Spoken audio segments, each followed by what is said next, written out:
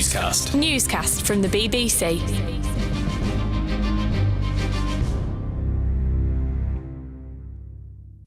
Hello, it's Laura in the studio. It's Paddy in the studio. And it's Henry at home. Now then, so welfare reform. Welfare reform has always been something that is A, very important, B, very hard to do, and C, very controversial. And this government, we know, is going to have another go, but there've already been all sorts of noises off about, is Liz Kendall, the Work and Pension Secretary, going quickly enough? Is she radical enough? Does she really have the stomach for a fight? The Treasury wants to save loads of dosh. Downing Street wants to get this done because they know lots of people are fed up about it. But it's all getting a bit edgy, isn't it? Because it's coming in a couple of weeks. Henry, you've been delving into this, haven't you? That's right. And the more people I speak to, the more I am fascinated by it and the more I'm convinced that this is going to be a big, controversial and difficult political moment for Rachel Reeves and Keir Starmer. I mean, the start of the political year so far has basically been the story of Rachel Reeves, hasn't it? And she got back, I think, the political momentum and a sense of mission with her growth speech this week and the decision on the Heathrow third runway. She also, in passing in that speech, reiterated her promise to take on the issue of welfare reform. And she essentially said that she thinks the system at the moment traps people out of work who ought to be or could be in work. Now, what's difficult about that is that when a Chancellor of the Exchequer, especially a Labour Chancellor of the Exchequer, says something like that, for a lot of Labour MPs and certainly a lot of Labour activists, a bell goes off in their head, which goes ding, ding, ding, welfare cuts. And I was speaking to someone in the course of this story, and they reminded me that when Keir Starmer was running to be leader of the Labour Party, at a point at which people said no one sort of further right of Jeremy Corbyn and his supporters could ever become leader of the Labour Party again, what his now Chief of Staff and then campaign director, Morgan McSweeney, found was actually Labour Party members, whether they'd come into the Labour Party on the wave of Corbynite enthusiasm or whether they'd been knocking doors since Harold Wilson, were united by a few things. And top of that list is a commitment to the welfare state. Right. That is why this issue is potentially so tricky and so controversial for Rachel Reeves. And the bill for the welfare state is increasing, and the Tories wrote larger and larger cheques for sickness benefits. Hello, everyone. Labour MPs listening. The Conservatives increased the payment for sickness benefits by something like 25% to the point where the sickness benefits bill I'm reading in the Henry Zeffman piece on BBC Online is 65 billion, predicted to rise for sickness to 100 billion by the end of the Parliament, before the general election. And that's been a huge change, not just over time, a kind of upward drift on the number of people who are on sickness benefit rather than getting unemployment benefit, but also it's one of those massive sort of bumps post-COVID. It's one of the big changes. You've got sort of pre-COVID status quo and a post-COVID status quo. There's also been the sort of phenomenon of people kind of online saying, oh, here's how you do it. Here's how you go and get a sick note. And it is the case at the moment. You can get more and less intervention and poking from the state than you can if you are claiming what you might traditionally say being on the dole. That's the heart of it, Henry, is it? Exactly. And that lack of poking, as Laura describes it, is the thing that people in government are increasingly targeting. So at the moment, and it's a very complex system, and I accept that I'm simplifying it and ignoring a bit of nuance here, but just to sort of explain it to people, at the moment, if you are out of work, there's basically two streams you can go in. One stream is that you are required to apply for certain numbers of job every week and prove that you're doing so, and required actually to take certain jobs if you get offered them. And if you don't do that, you can be sanctioned, i.e. lose a portion of your benefits. And the other stream is if you have an illness of some sort or sickness, and on that system, you both get more money and you are not required to seek work or do certain things. And the problem, as ministers increasingly perceive it, is that is what Rachel Reeves, I'm told, repeatedly tells colleagues in meetings is a perverse incentive, i.e. she thinks there are certain people who are trying and succeeding on getting onto the sickness stream because they want the more money and they don't want to have to seek work. But also there are people who are sick who might be able to do certain kinds of work, but they are so petrified about coming off that strand and going on to the other one. And then if the work doesn't work out, losing their benefits and ending up in the sanctions regime. So I am told that what they are looking at in government is a way to basically have a third path, which puts people somewhere between the two. Now, to the government, that will be presented publicly as a way of helping people who are out of the workforce and economically inactive into good, well-paying jobs. Yeah. To the government's critics, especially from the left, that will be a way of reducing the benefits bill in order to save money and being less generous to the disabled. I think there's another potential criticism there, though. If the way is to say, let's have another stream, essentially what you're doing is then making the benefit system, which is already an absolute maze, you're making it more complicated. But the key word that Henry used there, that newscasters will hope we spend some energy on, is petrified. People in need are claiming welfare, and they are some of our most vulnerable friends, family members and neighbours. And if you have an interview with someone either on the phone or by a form that could suddenly change your entitlement, and we can use the word entitlement, we can also have a conversation about whether people should be moved off sickness benefit. If I'm claiming it, and I fear that this interview with Henry, or whatever he's called, could take me off that stream, everything in my life changes as a result of that interaction with the state. And if you introduce a new third way, it's how she does it, as well as what her motivation is going to become the politics, Henry. Well, and that's a very live question in government, is what you do with what are known as work capability assessments. So there are far fewer of those taking place than were taking place before the pandemic. They generally don't take place in person now, which some people believe basically incentivizes the person carrying out the assessment to just say, yes, you can have the benefit, off you go. But what I'm told is a bit of a tension is that in parts of the Department for Work and Pensions, they're saying to the Treasury, look, if we want to get people into good, well-paying jobs, we need these assessments to be as accurate, but also, as you say, Paddy, as sensitive as possible. And we need to help coach people and train people into work so that if they get these jobs, they keep them and ultimately, therefore, reduce the bill. But that is an upfront cost. Hiring people to carry out those assessments, hiring people to carry out those trainings. And to the Treasury, they are just trying to save money here. They are in savings mode. And someone was saying to me, look, Rachel Reeves has accepted the argument in other parts of the economy that you need to invest upfront in order to ultimately save money and grow the economy. And, people in jobs is going to grow the economy.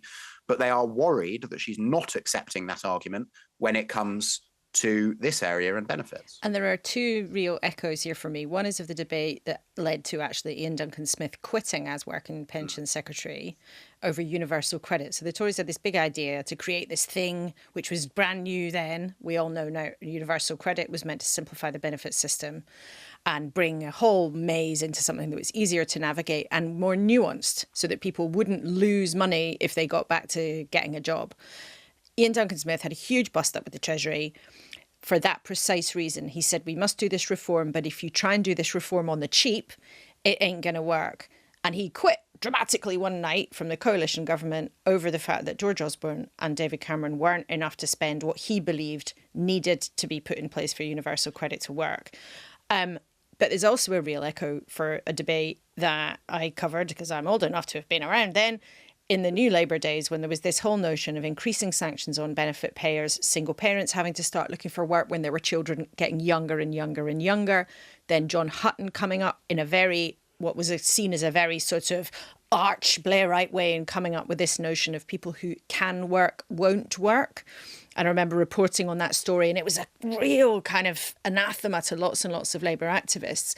But there are lots of echoes of that still here. It's about rights and responsibilities, right? Which is a very, very Blairite phrase, that if you have the right to get benefits from the state when you really need them, but if you don't really need them, you have a responsibility to everybody else to be contributing. And it comes down really to where your moral compass is on that, I suppose.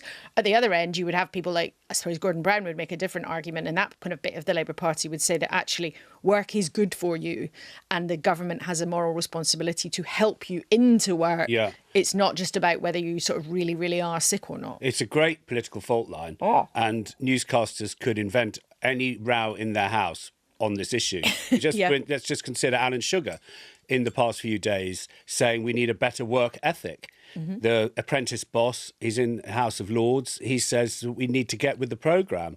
And then that's an interesting intervention. Then you've got the government in the briefings given to Henry saying that there's some TikTok education going on peer-to-peer, assisting people to go through the process is one way of looking at it, / gaming the system is another way for TikTok video instruction. Is that right, Henry? That's certainly something that more than one person I spoke to in government raised with me. And that's not just the case with the sort of main universal credit. That's also the case with personal independence payment, which is another non-means tested benefit that people get if they have disability. Again, you have to fill out forms to prove that you ought to be in receipt of these. And it's very easy to find these videos online. As you say, Paddy, to some in government, they might be gaming the system. To others, they would be helping some of the most vulnerable in society get their way around ultra bureaucratic officialdom, because a lot of people, are not necessarily well versed in filling out long and complicated forms.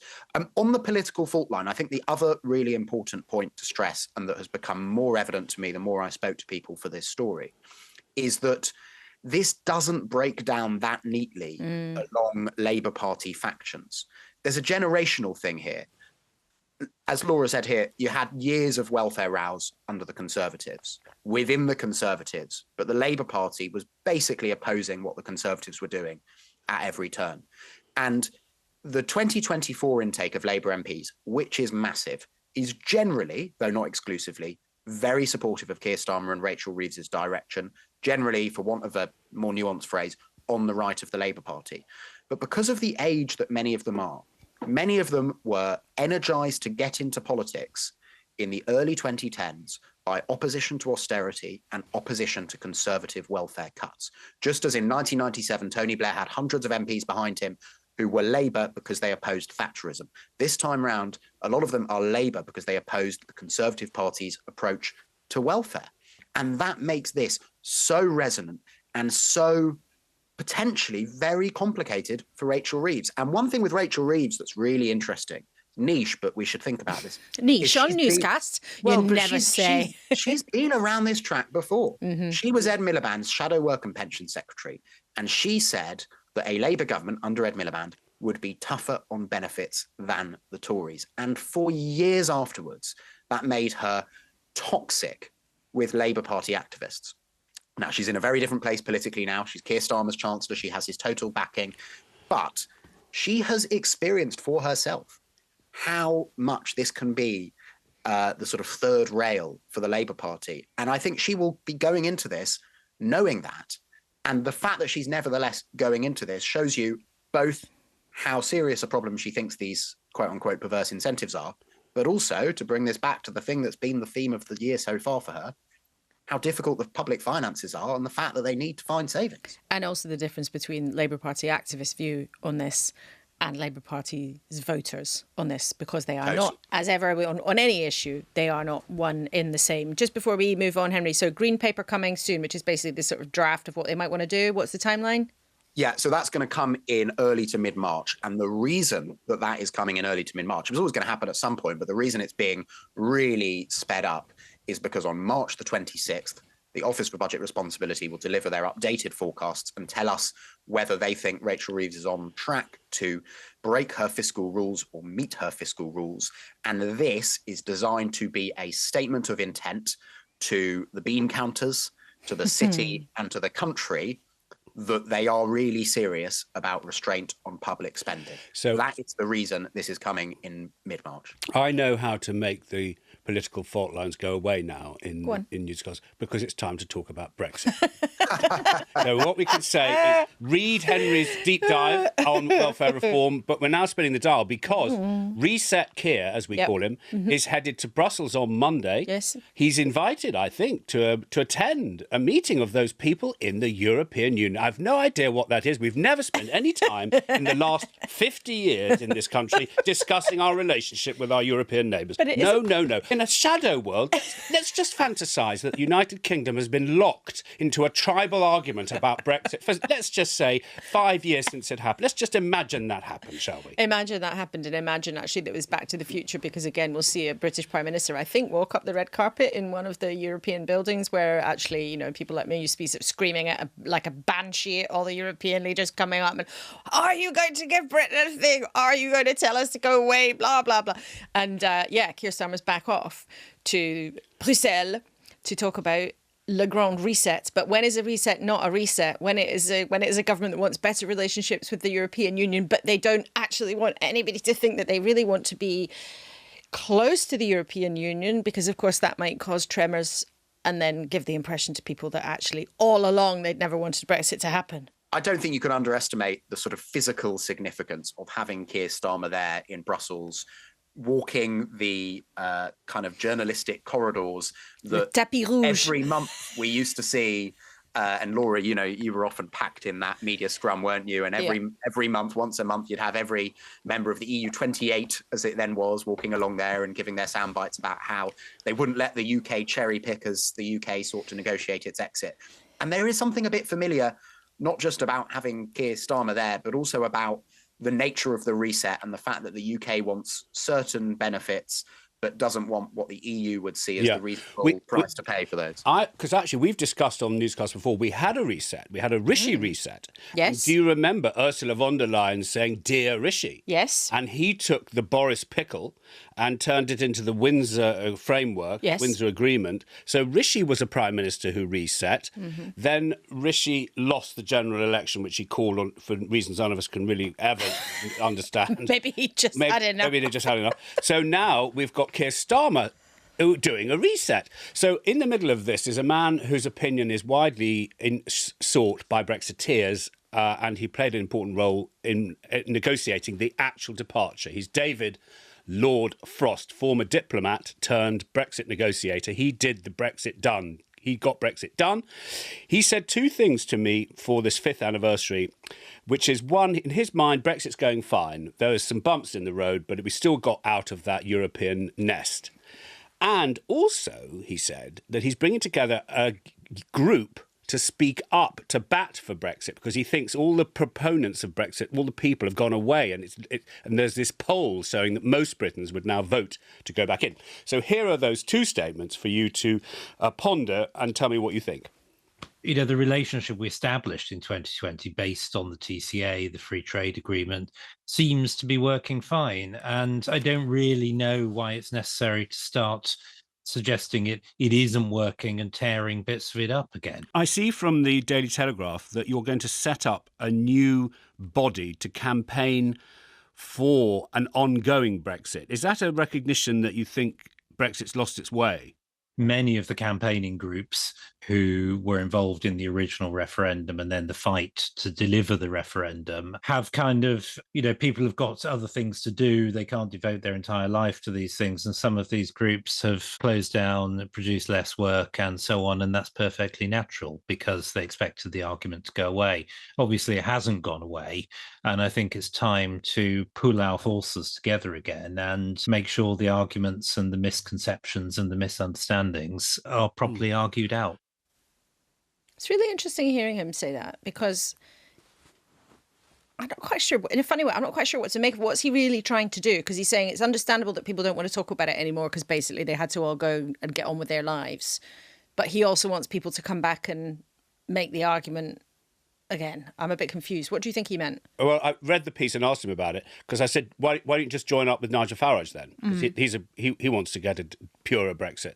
And he wouldn't use his name. He said he wants an all-party approach. It's crosses party lines that Britain's version of itself can be improved under the deal that it's struck already. The Brexit Britain should and could look different, and it needs a different argument around facts. And he wants people to come and help him push facts that boost that case. Should we just have in as much as anybody can ever, in their own mind, hear any of this newscasters completely objectively, because it is difficult. But we do have some handy bullet points from our excellent producers that I think it just might, in all of the politicking about this.